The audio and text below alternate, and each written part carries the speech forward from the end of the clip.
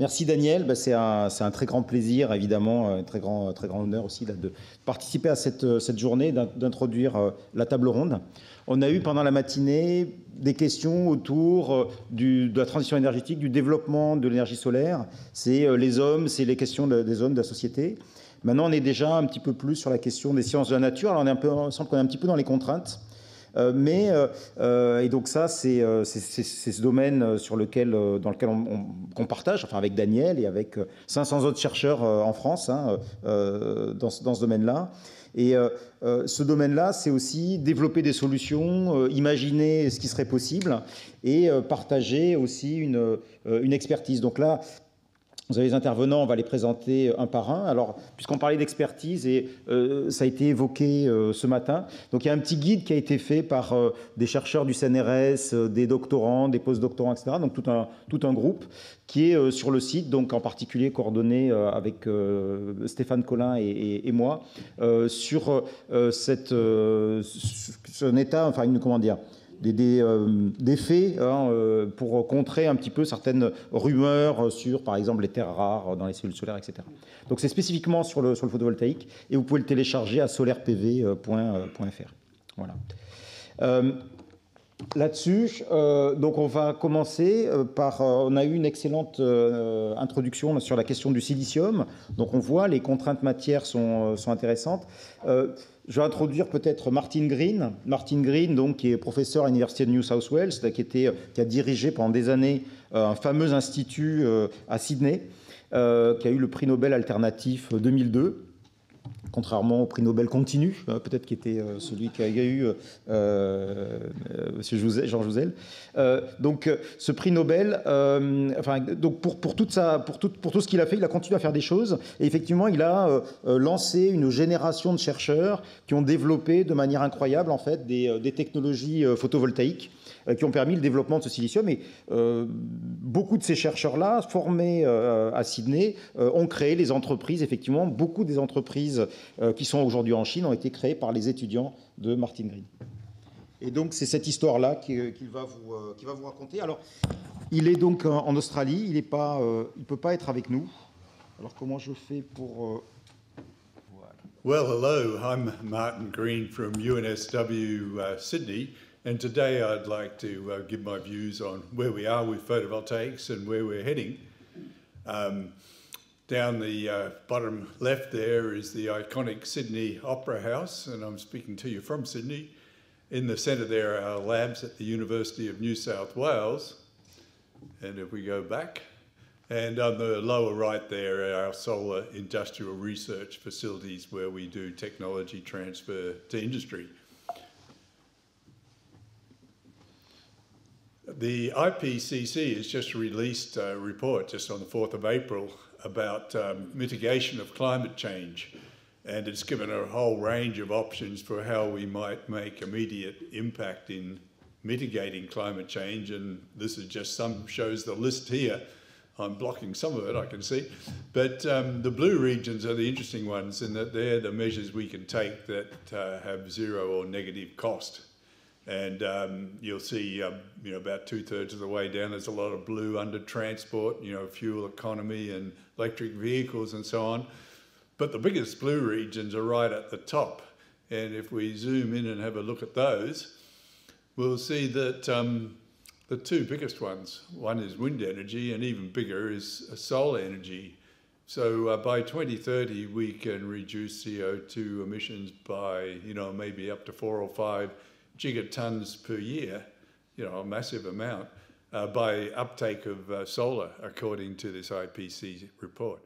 And it's by far the biggest impact we can have is through solar and wind. So the blue regions show where the costs are zero or negative, and then the other regions are progressively higher costs per tonne for emission reduction. Photovoltaics is something we should be thinking seriously about for climate change mitigation. If we look at what's happening with the technology, there's 4 main silicon technologies that are competing for market share, or will over the rest of this decade at least. So there's the PERC technology, the passivated emitter and rear cell that was invented by myself at the University of New South Wales back in the 80s. And then 3 contenders, TOPCon, tunneling oxide polysilicon, which we were also first to explore back in the early 80s. And then heterojunction, a Japanese development, and interdigitated back contact, which Stanford University is most famous for developing. So the PERC is P-type, uses P-type silicon wafers, now gallium doped, and the others use N-type phosphorus doped wafers. And on the right there just shows the best commercial size efficiencies that have been demonstrated for these different technologies. So, you know, getting over 26% now with multiple technologies. I think there's 5 groups now that have demonstrated over 26% efficiency with, you know, reasonably sized cells.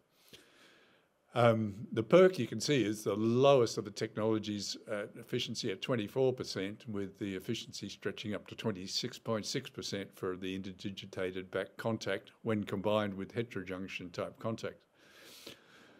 So module sizes are getting bigger. So it just shows where the state of the art is. So 2.4 meters tall modules, or 8 feet in the imperial units. So the previous slide showed the cell efficiencies. This is showing the best commercial module efficiency. So this is what you can really buy out there in the real world. So we can see the module efficiencies are a little bit lower, about 10% lower, because you've got frames and wasted space between cells and so on. But the PERC sort of catches up there. So the highest module efficiency that you can get commercially now is 22.8% with the IBC type of technology, and then there's other slightly lower efficiencies with TOPCon, and then there's a massive, these are all the efficiencies, I think over 21%. There's a massive companies offering PERC cells, 21.6 to 21.7% efficiency. So not all that far behind the best IBC modules now. So that's been the history of recent PERC development. It's sort of caught up to the more sophisticated technologies in terms of efficiency at the module level. The little dots at the top show the module power rating. So many PERC manufacturers now offer you a 670 watt modules, the size shown in the previous slide, and one TOPCon manufacturer will offer a 700 watt module of that size. But in terms of market share, the overwhelming market share is dominated by the PERC technology, as shown in this chart to the right from PV Tech. So the blue and maroon regions show the market share of the earlier back surface field technology that was developed in the US in the 1970s. And the brown and the yellow show the market share of PERC, which from 2015 onwards started dominating production. And last year, according to the Chinese Photovoltaic Industry Association, PERC accounted for 91.2% of total worldwide module production. So, you know, overwhelmingly dominant. The 3 other technologies shown on the left there, they share the little black region there. So they're fighting over a very much smaller share of the market. And then the light blue region at the top is thin film technology, mainly the cadmium telluride technology marketed by First Solar. So the PERC technology has offered new functionalities, and that's been one of the reasons for its success. So bifacial modules became feasible at low cost for the first time, and you know, you pick up extra performance for free. In fact, it costs no more to make a bifacial PERC cell than a monofacial. And in fact, more and more manufacturers are making only bifacial cells, even if they go into monofacial modules with a, you know, white reflector at the rear. The photo on the far right just shows the modules from the front and the back, so not too much different.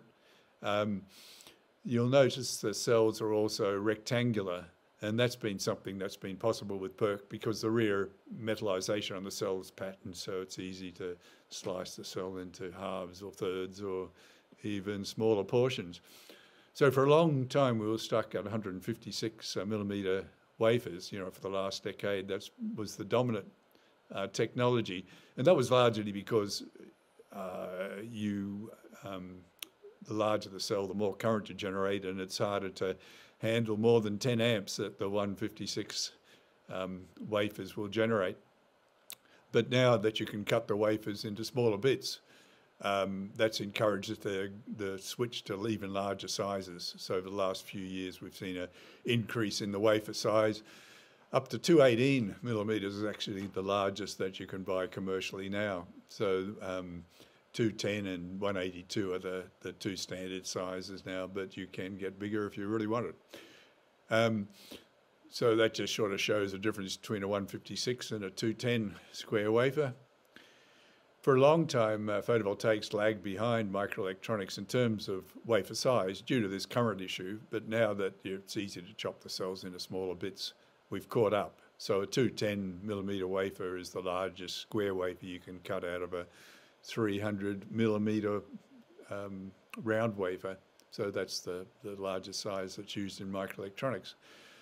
But, you know, at the turn of the century, microelectronics had a much more ambitious roadmap to go to, you know, bigger wafers, 50% bigger every 10 years or so, which had been the norm prior to the turn of the century. But what has happened is that photolithography, you know, with a demand for fine dimensions ever finer, has not been able to scale. The cost of that hasn't been able to scale with wafer size as it had previously, and that's inhibited the transition to these larger wafers.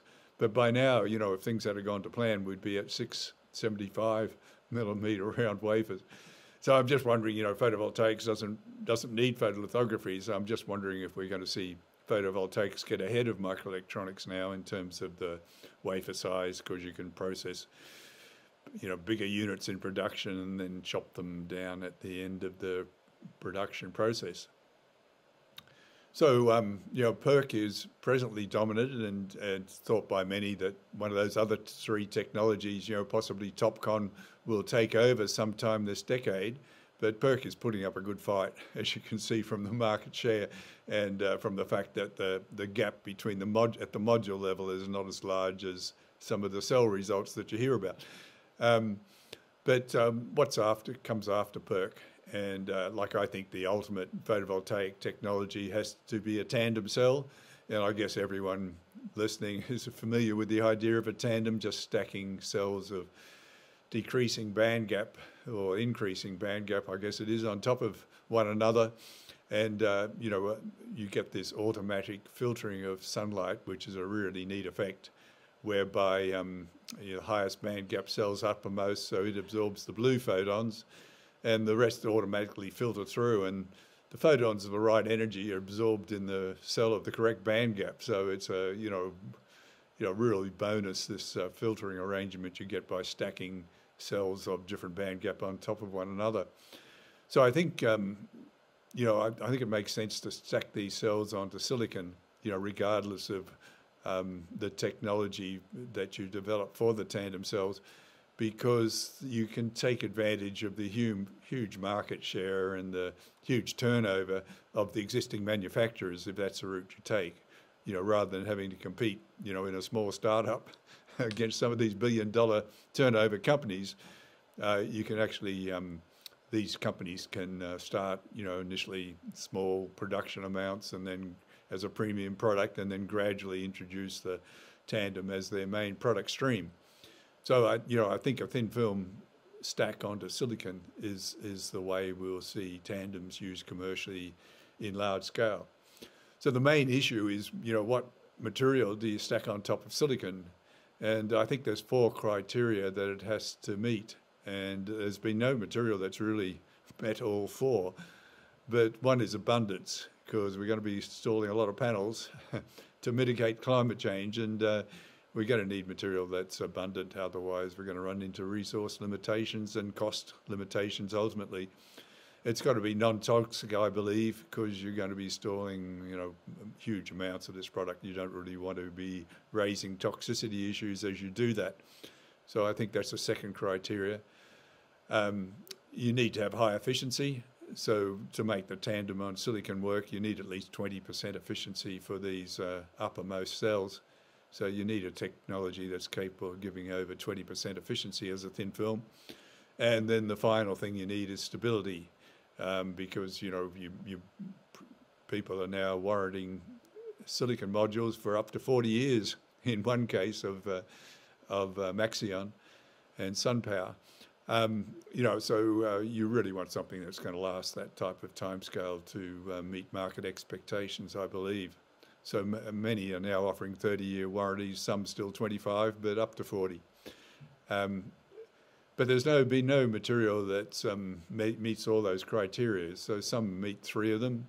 The perovskite, which is highly favoured, at the present has issues with toxicity. You've got water-soluble lead, is the main constituent, I guess, within the module, within the active layer at least. And I think there's going to be some disincentive to switch to that technology because of that. But the main issue at the moment is stability. So, silicon is probably the most stable material that's reached an efficiency over 20%, and perovskite's probably the least stable of all the materials that have demonstrated over 20% efficiency. So, perovskites and silicon are not a perfect match because of that different level in stability.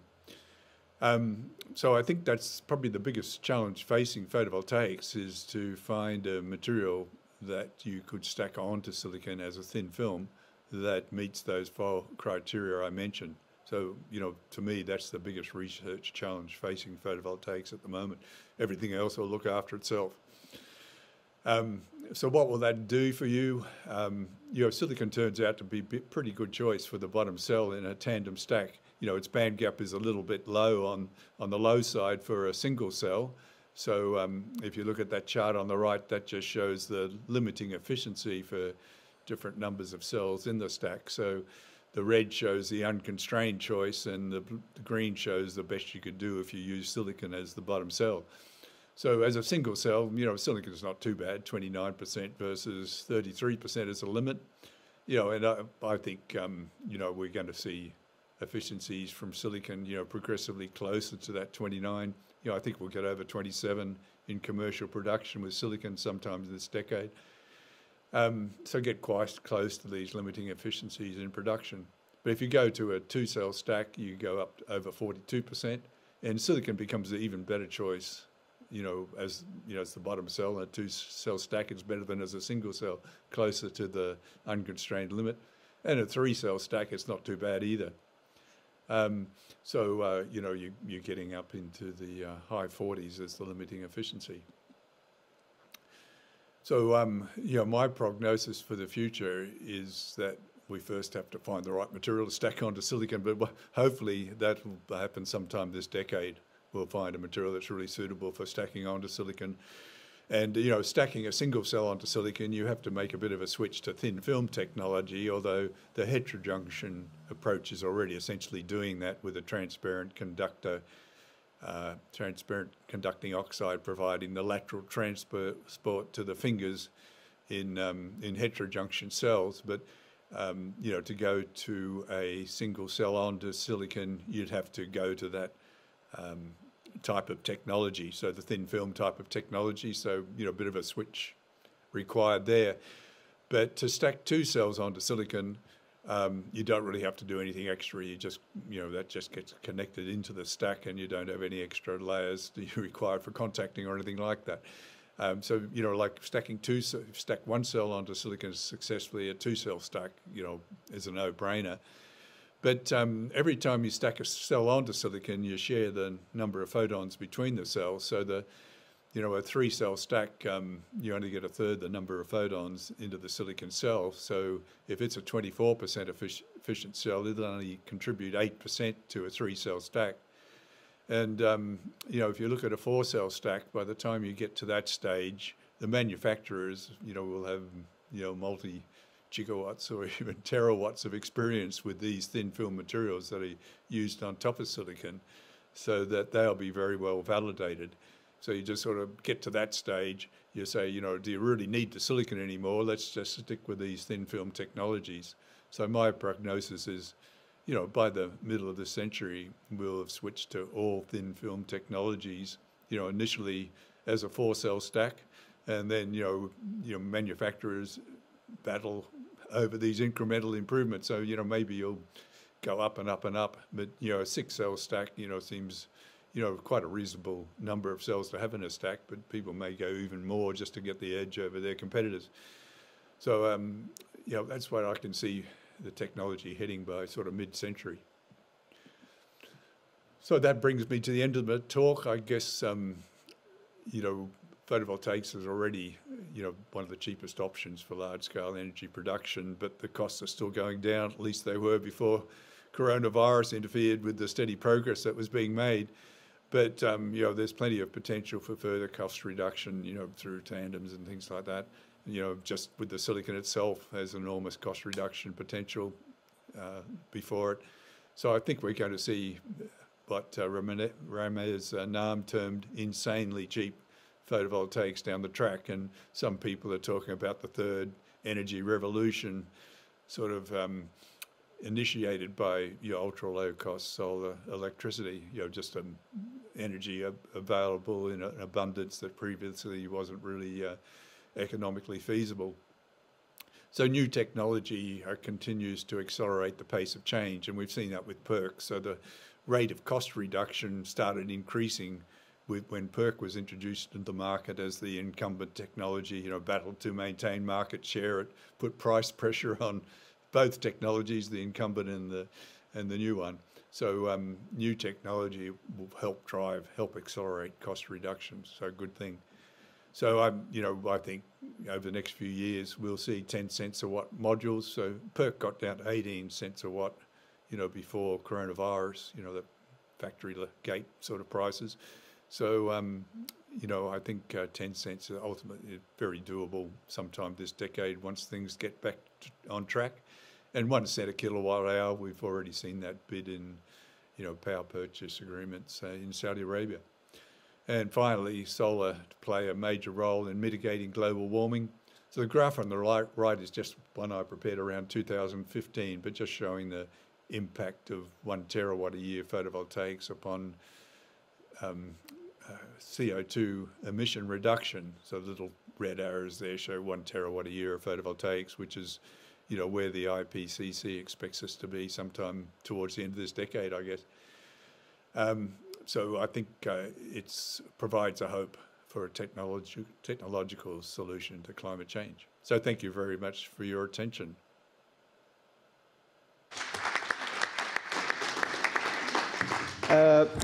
Bien sûr, il n'est pas là. Je suis désolé que, effectivement, on n'a pas eu le temps de traduire la vidéo et c'était en anglais.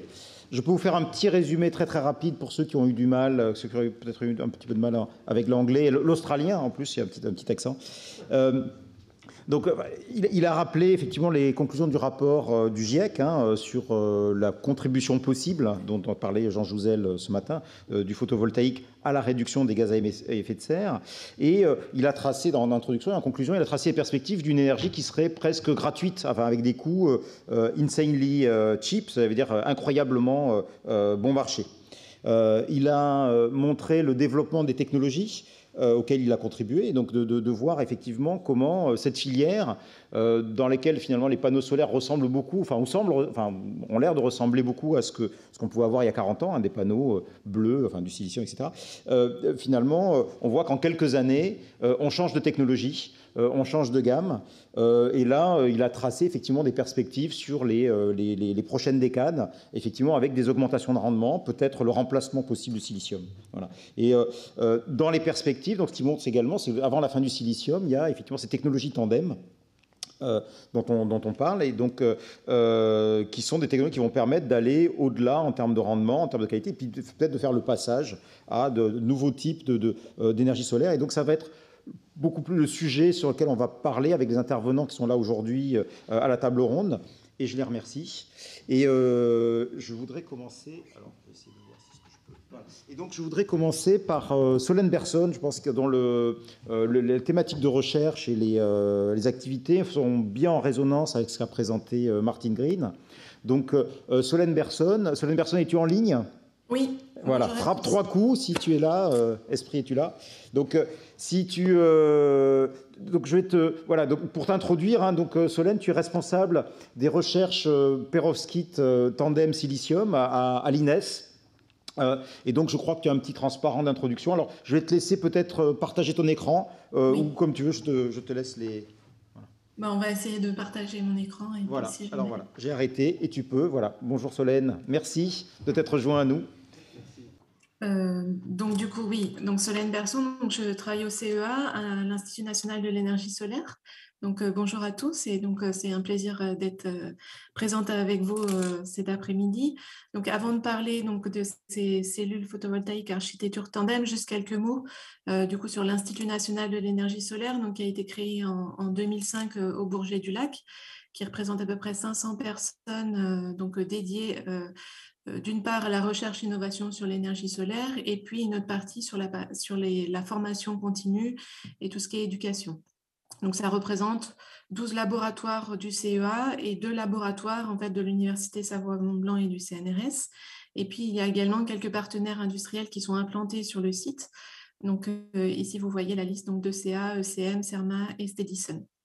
Donc, à l'INES, en fait, sur la partie recherche et innovation, on va du matériau à la cellule photovoltaïque, au module photovoltaïque, et puis également jusqu'à l'intégration système, et puis stockage et réseau. Et également, on travaille sur différents types d'intégration de l'énergie solaire, en particulier donc de l'énergie photovoltaïque, pour différentes applications, donc que ce soit les véhicules, le bâtiment ou bien d'autres secteurs, puisque le PV le photovoltaïque peut être intégré dans de nombreux domaines. Donc, en ce qui concerne la partie donc, plus amont, donc cellules photovoltaïques, sur laquelle du coup je travaille, on se focalise aujourd'hui à développer donc, ces architectures tandem qui ont été décrites déjà dans la présentation précédente. Mais pourquoi donc, aller vers ces architectures tandem? Donc, ce qu'on disait, c'est que aujourd'hui, la technologie photovoltaïque qui est dominante sur le marché et qui est très bien implantée, donc c'est la technologie silicium, mais on arrive à une saturation des rendements autour de 26-27%. Et si on veut continuer à aller sur une décroissance en fait du coût de l'énergie, on est obligé de continuer à augmenter les performances à l'échelle de la cellule photovoltaïque. Et donc pour cela, on développe ces architectures tandem où on va du coup associer une deuxième jonction photovoltaïque à la jonction silicium pour limiter les pertes par thermalisation. Comme on peut voir donc, sur ces graphiques, on a pas mal de pertes sur les faibles longueurs d'onde par thermalisation. Et donc, en allant sur les architectures tandem, on va pouvoir avoir une jonction qui fonctionne mieux que le silicium sur les basses longueurs d'onde et du coup augmenter les rendements et atteindre 30% de rendement photovoltaïque. Donc, du coup, continuer à diminuer les coûts de l'énergie. Donc pour cela, on en a parlé également. Donc aujourd'hui, le meilleur matériau qu'on a pu identifier, donc en combinaison avec le silicium, fait partie de la famille donc des matériaux pérovskites halogénés. Du fait de ses propriétés optoélectroniques intrinsèques assez exceptionnelles.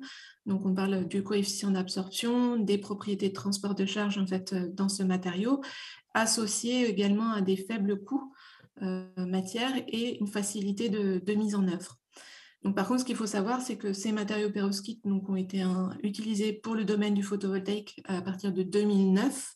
Donc, c'est une technologie très récente et peu mature en fait par rapport à la technologie silicium qui est largement déployée aujourd'hui à l'échelle mondiale. Donc, il y a énormément de recherches à faire en fait sur ces matériaux et la combinaison du coup avec ces cellules silicium pour former ces architectures tandem. Donc, le choix au CEA a été donc d'associer ce matériau pérovskite aux cellules silicium à hétérojonction, qui est également développé au CEA et aujourd'hui des transferts industriels existent, pour former ces architectures. Donc là où on voit sur ce schéma la jonction silicium associée à la jonction pérovskite et où du coup chacune des jonctions va fonctionner soit dans le bleu, soit dans le rouge. Donc aujourd'hui, l'état de l'art mondial sur cette technologie, on atteint déjà des rendements de l'ordre de 29,5-29,8%, donc qui sont des très bons rendements. Néanmoins, les surfaces actives des dispositifs restent limitées de l'ordre du centimètre carré. Donc, on est encore loin en fait de ce qui est transférable à une échelle industrielle. Donc, au CEA, on va eh bien, travailler sur le développement des matériaux et des procédés pour aller vers cette échelle industrielle. Et du coup, ne pas se cantonner à ces centimètres carrés, mais d'aller sur des tailles de wafer de silicium de taille industrielle. Donc ça passe par une maîtrise de la cristallisation du matériau perovskite sur des grandes surfaces et avec des procédés industrialisables, et puis également la maîtrise de l'architecture tandem complète. Donc, il n'y a pas uniquement l'absorbeur, donc le silicium ou le matériau perovskite, mais c'est en combinaison avec des matériaux d'interface pour l'extraction des charges, les électrodes pour la collection des charges, pardon, et puis des couches de recombinaison, donc un certain nombre d'autres couches qui sont nécessaires au bon fonctionnement de l'architecture tandem pour optimiser les performances optiques et électriques. Et donc, au laboratoire, on a aujourd'hui déjà atteint une échelle un peu plus grande, donc sur des substrats de 5 par 5 cm avec des surfaces actives de 9 cm², avec des rendements de 24,9%. Donc on s'approche des rendements qui sont intéressants et qui deviennent un peu compétitifs avec les simples jonctions. Et puis, du coup, on augmente les surfaces, donc 9 cm², mais ce n'est pas suffisant, il faut aller bien au-delà. Donc, on commence à aller vers du 100 cm², et puis l'objectif d'aller sur des wafers de silicium standard, donc taille M2, M6 ou M10, qui deviennent les nouveaux standards. Donc, on voit qu'il ne faut pas forcément se focaliser sur des très faibles surfaces, mais d'aller sur des grandes surfaces et du coup d'associer cela avec des matériaux compatibles et des procédés compatibles avec l'échelle industrielle. Donc voilà les axes de recherche sur lesquels je travaille et le CEA travaille aujourd'hui pour développer ces technologies. Je vous remercie.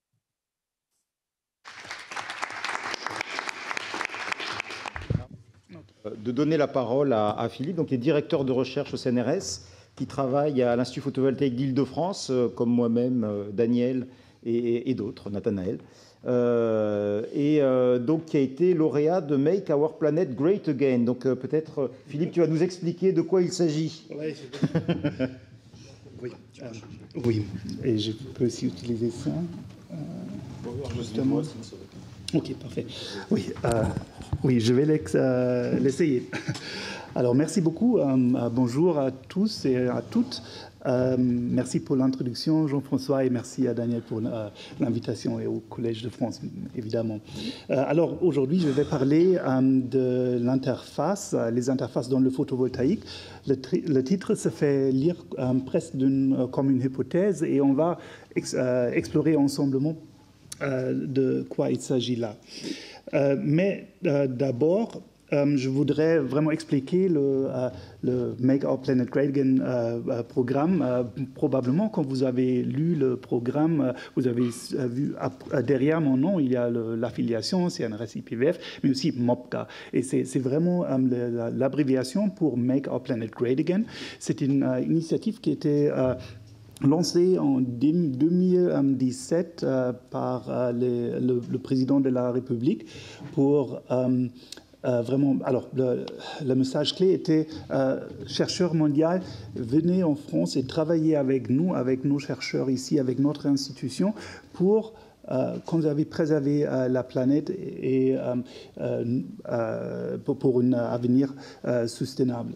Donc, il y a 3 axes dans ce programme. Il y a la climatologie, il y a aussi l'impact, c'est-à-dire les effets sur notre environnement de changement de climat, et aussi les solutions. Et ça, évidemment, comprend aussi la recherche sur les dispositifs photovoltaïques et les travaux sur des autres aspects de la transition énergétique. Ici, c'est une photo qui a été prise à Paris pour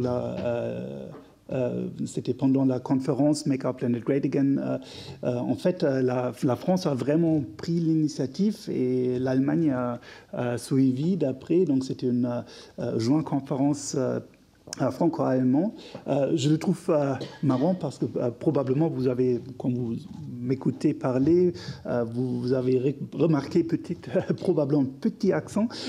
Oui, je suis d'origine allemande, mais à l'époque, j'étais toujours aux États-Unis où je faisais mes recherches pendant 6 ans à peu près. Bon, le projet était intégré à l'IPVF en 2018. C'est vraiment la recherche fondamentale traduite en application. C'est-à-dire, moi, je fais des caractérisations spécialisées et avancées sur des électrons, des photons et des rayons X. Et on essaie de vraiment trouver les mécanismes physiques et chimiques pour améliorer nos matériaux et optimiser la cellule solaire. Les sujets principaux sont vraiment les interfaces dans le dispositif, comprenant les multicouches. Et je suis, alors, grâce à la présentation de mon oratrice précédente, alors merci Solène, vous avez déjà vu le thématique. On s'oriente vers le tandem, les cellules multijonctions, c'est-à-dire la tendance est vers plusieurs interfaces, pas moins, mais plus des interfaces. Donc, il faut vraiment les maîtriser. D'après, ma recherche aussi concerne les perovskites halogénés, dont on a parlé aussi. C'est vraiment pour la nouvelle génération des cellules solaires. Mais qu'est-ce que ça veut dire et pourquoi l'interface? Et ici, j'aimerais évoquer deux citations de lauréats Nobel. Je vais traduire très rapidement. Le premier est Herbert Krömer qui a dit l'interface, c'est le dispositif. Et qu'est-ce que ça veut dire? Ça veut dire, même s'il y a des processus dans le volume d'un dispositif, ce sont toujours les interfaces qui donnent beaucoup de paramètres propriétés. C'est-à-dire, on peut changer la structure électronique et la conductivité. Et ça, tout dépend de l'interface d'une couche fonctionnelle avec une couche adjacente, par exemple une couche de transport. Et d'après une autre citation que j'aime beaucoup, ça vient de Wolfgang Pauli qui a dit, en effet, c'est Dieu qui a fait le volume, mais les surfaces sont inventées par les diables. Et pourquoi est-ce qu'il a dit ça, en fait, et pourquoi est-ce qu'on parle de surface quand je parle des interfaces? Une interface, c'est toujours deux surfaces qui ont mis en contact. Donc, et ce que veut dire Wolfgang Pauli ici, c'est le bulk, c'est la matière dans une forme solide.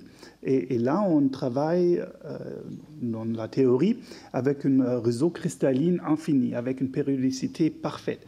Et forcément, cette condition n'est pas vraie à la surface où on a plus la périodicité, mais la transition vers le vide. Et dans le cas d'une interface, vers l'autre matériau. Et ça change beaucoup de propriétés et on trouve des nouveaux phénomènes physiques, en fait. Bon, mais quels sont les défis dans le PV en couche mince? On commence par la photoabsorption optimisée. Je crois qu'on va en parler plus tard. À l'interface, on a des barrières pour les extractions des porteurs libres. On a aussi des défauts parce qu'à l'interface, c'est impossible de vraiment aligner toutes les liaisons atomistiques. Donc, il y a des défauts. Et ces défauts font mal à la collection de courant, si vous voulez. Et d'après, il faut aussi bien gestionner le porteur de charge libre pour éviter la recombinaison. Ça me amène à au dernier transparent, où j'aimerais vous présenter quelques résultats clés dont je, en fait, travaillé déjà quand j'étais aux États-Unis, au Colorado, avec le projet était vraiment géré par Jeff Christians à NREL. Maintenant, il est maître de conf à Hope College. Et vous pouvez voir déjà qu'on utilise les interfaces sur mesure pour des cellules perovskites pour une stabilité de plus que 1000 heures. 1000 heures, ça ne fait pas 30 ans, 40 ans, c'est le critère qu'a mentionné Martin Green. Mais à l'époque, c'était vraiment une étape, je dois admettre, moi, j'étais pas convaincu qu'on peut obtenir ces chiffres-là. Et maintenant, on l'a déjà dépassé et les perovskites sont sur une voie d'une technologie très stable. Donc, on peut le stabiliser et on fait ça par des interfaces sur mesure. on utilisait des nouvelles couches moléculaires, donc on va vraiment dans les détails, on prend des molécules et on change les couches moléculaires avec une autre molécule qui sert comme une barrière contre la diffusion des ions des espèces extrinsiques aussi. Donc, qu'est-ce qu'il reste à faire?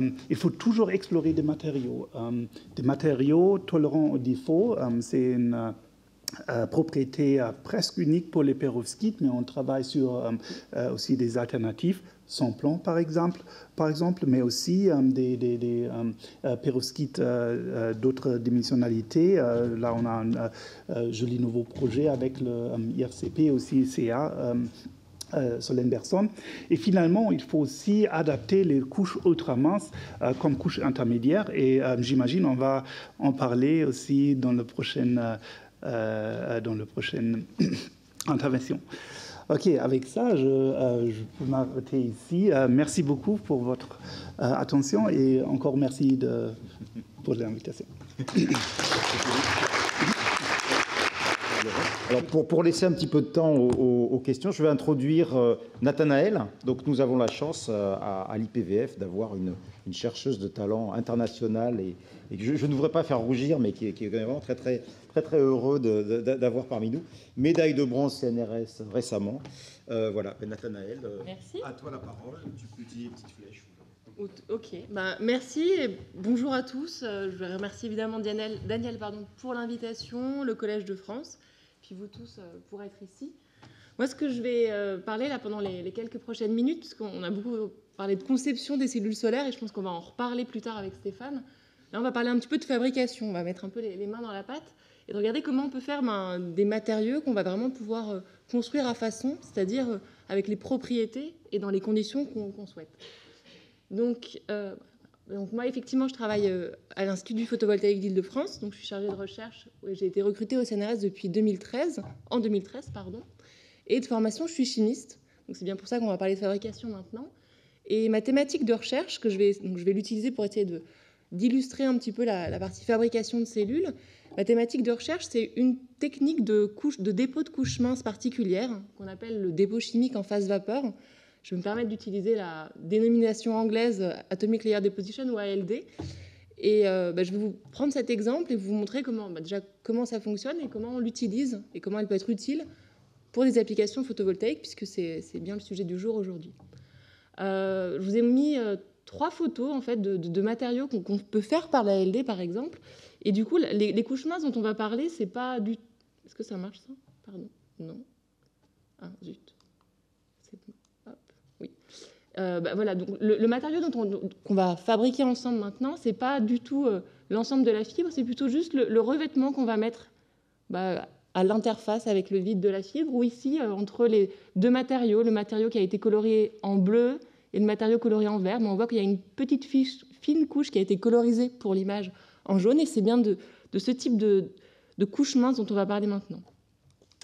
Donc, comme je vous le disais, moi, je travaille à l'IPVF. On a une thématique de recherche, en tout cas, sur l'ALD, qui est donc une méthode de fabrication de couches minces. Et sa particularité, c'est que c'est une méthode chimique, donc qui utilise des molécules, donc qui utilise aussi la chimie moléculaire et l'ingénierie moléculaire pour mettre au point des molécules qu'on va appeler précurseurs et qui vont venir réagir à une surface. Et les molécules vont réagir entre elles, se réorganiser et petit à petit construire le matériau, couche atomique par couche atomique. C'est donc le nom qu'on donne à l'ALD. Donc là, je vous ai mis une petite animation. On voit les molécules qui arrivent dans une chambre de réaction. Ce que vous avez en dessous ici, ce sera un substrat. Donc on pourrait imaginer que c'est une cellule solaire en création, en fabrication. Et puis on va venir amener étape par étape les différentes molécules qui vont réagir. Et on voit que on a notre film mince, notre couche mince qui vient s'organiser et donc être fabriquée. Et donc, pour l'exemple de cette méthode de fabrication, sa particularité, c'est qu'elle est vraiment basée sur un dépôt chimique et des réactions de surface. Donc, on a un contrôle très fin, à l'échelle nanométrique, à la fois de l'épaisseur du film, mais aussi de sa composition, c'est-à-dire des éléments qu'on va trouver dans le film mince, et c'est ce qui va nous permettre donc de contrôler finement également les propriétés du film. Par ailleurs, ça va permettre aussi de faire des choses conformes, c'est-à-dire qu'ils vont épouser exactement la structure ou la texture du substrat et dans des conditions relativement douces. Donc c'est une méthode qu'on applique pour le photovoltaïque, mais évidemment, ce n'est pas du tout recentré seulement sur le PV, il y a plein d'autres applications. Et dans le PV, on l'utilise voilà, pour différentes fonctions. Ça peut être des fonctions de protection des cellules, on a parlé déjà de stabilité. Ça peut être des fonctions de transport de charge, sélectif par exemple. Ça peut être pour de l'ingénierie d'interface, je pense que c'était l'appel du pied de Philippe tout à l'heure. Mais je pense que vraiment le message que j'ai ici, c'est que c'est une méthode, mais c'est aussi une méthode parmi tant d'autres et parmi beaucoup d'autres méthodes de fabrication de couches minces qui existent. Et le dernier message que j'ai là, peut-être sur, ce qui reste à faire, c'est que finalement, je pense que ce qu'on illustre beaucoup aujourd'hui, c'est des objets photovoltaïques qui évoluent, qui continuent d'évoluer et qui sont toujours de plus en plus complexes. Et ils sont de plus en plus complexes parce qu'on leur ajoute de nouveaux critères. Donc Martin Green, là, tout à l'heure, parlait d'abondance, donc des éléments qu'on va utiliser, de toxicité des éléments qu'on va utiliser. Il parlait aussi d'efficacité, on a parlé de stabilité. On pourrait ajouter aussi les nouveaux usages, l'idée d'avoir des objets qui vont être flexibles, qui vont être déployables, globalement des coûts environnementaux, des coûts économiques. Et donc tout ça, ça va se traduire concrètement en recherche de nouveaux matériaux qui auront des nouvelles interfaces. Et aussi, dans ces nouveaux usages, là on a parlé ce matin, et ça a été évoqué, l'agrivoltaïsme, où on peut imaginer aussi le floating PV, on voit bien que c'est aussi des environnements d'utilisation qui vont être différents. Et tout ça, ça peut conduire aussi à des mécanismes de dégradation sur toute la durée de vie du système qui vont évoluer.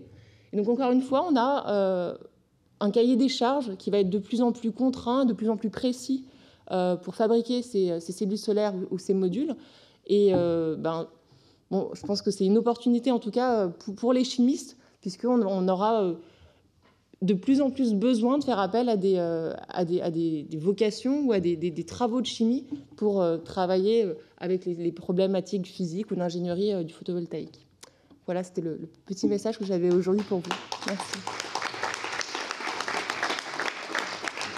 Donc, dernier intervenant, puis après on pourra passer effectivement à des échanges de questions. Donc Stéphane Collin, également chercheur extrêmement dynamique, exceptionnel, avec un parcours remarquable.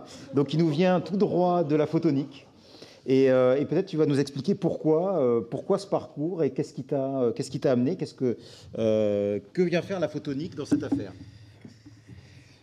Oui, alors, merci Jean-François. Oui. Merci Jean-François pour l'introduction et merci Daniel pour l'invitation. J'en suis très honoré, d'autant plus que vous m'avez tous les deux mis le pied à l'étrier dans le photovoltaïque, puisque j'ai démarré mon parcours scientifique plutôt dans le domaine des nanosciences et de la nanophotonique. Et je suis chercheur au C2N, pas très loin de l'IPVF, avec un bon pied aussi dans l'IPVF. Donc je navigue un petit peu entre ces deux instituts. Avec comme objectif de regarder quel peut être l'apport des nanosciences et des nanotechnologies pour le photovoltaïque. Alors ces apports, ils peuvent être multiples. On peut utiliser la nanostructuration pour piéger la lumière, et je vais vous montrer ça un petit peu plus dans les transparents suivants, un petit peu plus en détail. On peut aussi utiliser de la nanostructuration pour contrôler le passage du courant à travers une interface ou caractériser des matériaux à l'échelle nanométrique, par exemple. Donc ce travail, il se fait, je l'ai dit, en étroite collaboration avec l'Institut photovoltaïque d'Île-de-France, mais aussi avec de nombreux laboratoires de la Fédération du photovoltaïque. Et c'est pour moi l'occasion de souligner que la communauté a été structurée et fédérée grâce notamment à cette fédération et à l'action de Daniel pour cette structuration. Et je pense que c'est extrêmement important parce que la communauté est unie et pluridisciplinaire. Alors, la photonique pour le photovoltaïque, quelques enjeux. Je vais essayer. Hop, voilà. Je vous ai listé ici 3 enjeux. Pour moi, le premier, c'est évidemment de réduire les pertes optiques déjà dans les cellules solaires actuelles. Vous avez ici l'architecture d'une cellule solaire avec un absorbeur en vert, un contact arrière en rouge, et puis un certain nombre d'origines de pertes actuelles, par exemple de l'absorption dans le contact avant qui est en bleu, de l'absorption parasite qui ne va pas générer de courant, ou des réflexions sur la face avant, ou de l'ombrage lié au aux grilles en face avant. Et donc, par exemple, pour lutter contre toutes ces pertes, eh bien, on peut travailler sur les matériaux qui ont été discutés en changeant la couche de contact avant, ou sur l'architecture avec, par exemple, des contacts interdigités en face arrière. Comme ça a été cité, ça existe pour les cellules silicium. Deuxième enjeu, mieux utiliser le spectre solaire. Là aussi, on a parlé de cellules tandem. L'idée est d'absorber la partie courte longueur d'onde, donc grande énergie de photons du spectre dans une première cellule, et puis la partie rouge du spectre dans une deuxième cellule en dessous. On peut aussi mieux utiliser le spectre solaire en convertissant des photons bleus vers le spectre visible, ou 2 photons rouges vers le spectre visible également, pour les utiliser plus efficacement et les absorber plus efficacement. Et puis un troisième enjeu qui peut être de diminuer l'épaisseur de la cellule en augmentant le chemin optique. Alors, quels sont les ingrédients pour le faire? Le premier, évidemment, c'est d'éviter la réflexion sur la face avant, donc de mettre une couche anti-reflet. Ça va permettre au moins un simple passage. Par contre, les photons qui ne sont pas absorbés après un passage peuvent être perdus. Alors, on rajoute un miroir, et à ce moment-là, on peut avoir un double passage, mais on peut encore avoir des photons perdus après un double passage, notamment dans le rouge, les photons qui ont une énergie assez proche du gap. Comment faire mieux? Eh bien, en mettant de la structuration. Ça peut être une structuration micrométrique ou nanométrique, qui va permettre, par exemple, de diffuser la lumière dans toutes les directions, si c'est de la structuration aléatoire, ou dans des directions bien précises, si on fait une structuration bien périodique, bien régulière. Et alors ça va permettre, par exemple, d'allonger le chemin optique, donc le chemin des photons, entre la face avant et la face arrière, et puis de faire des allers-retours, et éventuellement de multiples allers-retours, puisqu'en revenant vers la face avant, si l'angle d'incidence est assez grand, il va y avoir une réflexion totale interne, et on peut avoir un chemin optique qui est de 50 fois l'épaisseur de la cellule solaire. On voit tout de suite le potentiel que ça donne. Ça veut dire qu'on peut avoir la même absorption en divisant l'épaisseur d'un facteur 50 si on arrive à mettre en jeu ce genre de structure. Alors voilà l'évolution un petit peu des cellules solaires au fil des ans. Je pars ici des années 70 avec des cellules solaires en silicium dont l'épaisseur est de l'ordre de 500 microns. Vous voyez qu'on a des couches qui sont plutôt planes, et puis ce que vous avez aujourd'hui, ça a été beaucoup décrit par Martin Green, et ce sont plutôt des cellules solaires avec une épaisseur de silicium de 160 microns, une efficacité de l'ordre de 20%, mais il vous a montré qu'on est déjà plutôt à 21-22% commercialement sur les modules, et puis une structuration en face avant. Alors la structuration, si on regarde de plus près, actuellement, elle ressemble souvent à ça, donc des grandes pyramides de plusieurs microns, et qui permet de piéger un petit peu la lumière. Et bien aujourd'hui, dans les laboratoires, on peut faire beaucoup mieux, et je vous donne 2 exemples ici. Un premier exemple, toujours avec le silicium, avec des efficacités qui sont un petit peu plus faibles, mais presque de 16%, avec seulement 10 microns de silicium. On a divisé de plus d'un facteur 10 l'épaisseur de la cellule, et grâce à une... Ah, il y a un petit... Ça ne devait pas être la même image là, je ne sais pas ce qui s'est passé, mais ce que vous auriez dû voir, ce sont des pyramides, mais bien régulières et plus petites, qui permettent de piéger la lumière plus efficacement dans cette cellule. Et puis, eh bien, ce qu'on a fait au laboratoire, alors c'est premièrement, on a un peu triché, parce qu'on a utilisé un autre matériau, c'est du GAS, c'est un matériau qui absorbe très bien et qui est utilisé pour les cellules solaires dans le domaine spatial, qui généralement fait 2 microns d'épaisseur. Ici, on a divisé par 10. On a structuré la lumière, structuré le miroir en face arrière ici, pour piéger la lumière avec des résonances, des concepts qui viennent de l'optoélectronique, des lasers. Et puis, on a réussi à avoir 20% d'efficacité avec, vous voyez, très très peu de matière. Donc voilà un petit peu les perspectives que couvre la photonique pour le photovoltaïque. On peut aller vers des cellules beaucoup plus fines qu'aujourd'hui, utiliser beaucoup moins de matériaux. Pourquoi? Eh bien, ça va permettre d'avoir des procédés plus rapides, des cellules moins chères, aller vers de nouvelles applications, parce que ces cellules plus fines vont être aussi potentiellement plus flexibles et plus légères, et puis des opportunités pour aller vers des très hauts rendements, parce que grâce à la photonique et grâce à ces concepts, on va pouvoir augmenter également les efficacités des cellules. Alors, comment parvenir à ces objectifs de cellules ultra fines? Eh bien, il reste des défis fondamentaux. Où sont les limites? Jusqu'où peut-on descendre? Et ces questions se posent pour l'absorption, pour la quantité de matériaux qu'on peut utiliser pour faire des cellules efficaces, et comment peut-on augmenter même les rendements avec ces idées-là. Évidemment, des défis technologiques, parce qu'une fois qu'on sait qu'on a compris les concepts et la théorie, il faut trouver le moyen, trouver les bonnes stratégies et les bons procédés pour les mettre en œuvre et se rapprocher des limites théoriques. Et puis évidemment des défis industriels pour passer des preuves de concept de laboratoire à des modules commerciaux. Et puis je voudrais finir en rêvant un peu. Jusqu'où peut-on descendre? Eh bien, ce dont je suis persuadé, c'est qu'on peut diminuer l'épaisseur d'un facteur 10 à 50, mais peut-être beaucoup plus loin. Et on commence à voir des prémices de cellules solaires qui font seulement quelques dizaines de nanomètres. Elles ne sont pas encore à 20%, mais elles montrent un petit peu le chemin qu'on peut parcourir dans les prochaines années. Je vous remercie. Merci beaucoup.